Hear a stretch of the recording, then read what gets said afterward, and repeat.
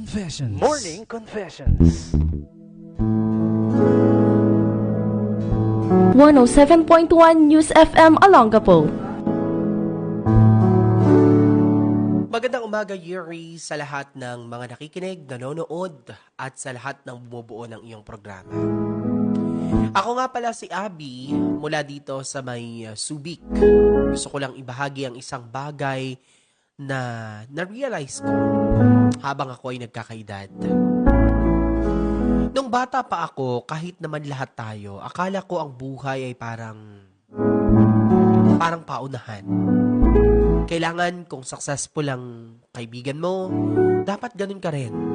Kailangan laging mauna, laging magaling, at laging may napapatunayan para sa ibang tao. Kaya todo kayod ako sa lahat ng bagay. Mapatrabaho, pag-aaral, pangarap, at kahit sa mga relasyon na napagdaanan ko.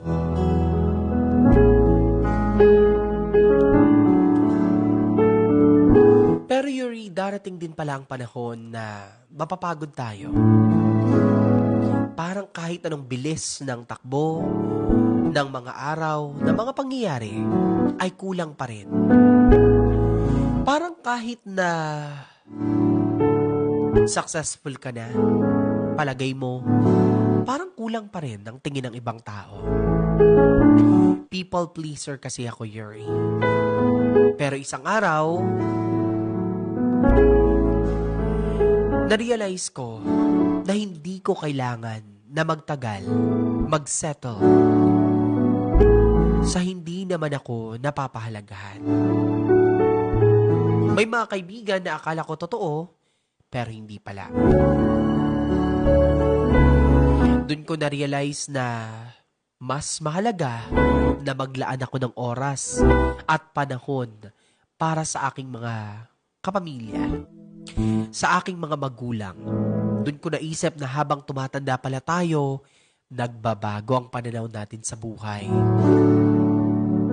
Hindi na lang pala tungkol ito sa pagtatagumpay natin bilang isang individual o sa pera, pero mas mahalaga pala ang kapayapaan. Yung hindi ka nangangamba araw-araw sa iisipin ng iba.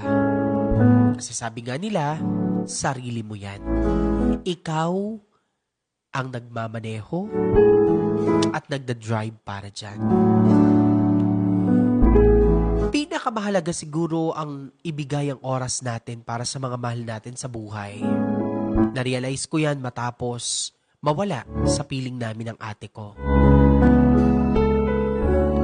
Ang mga simpleng sandali ay hindi nabibili ng anumang material na bagay. Nang mawala si Ate Rowena, Yuri, mas pinili ko ang maging tahimik. Mas pinili ko ang masayang buhay.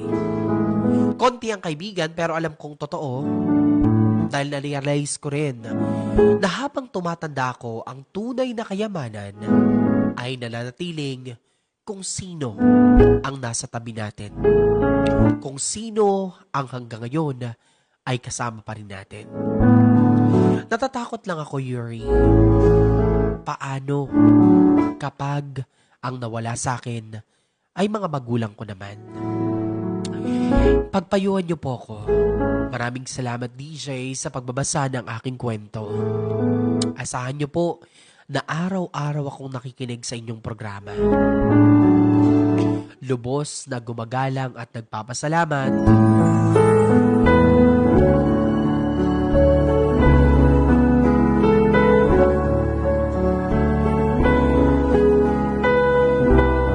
Abby. At ito po ang aking Morning Confession.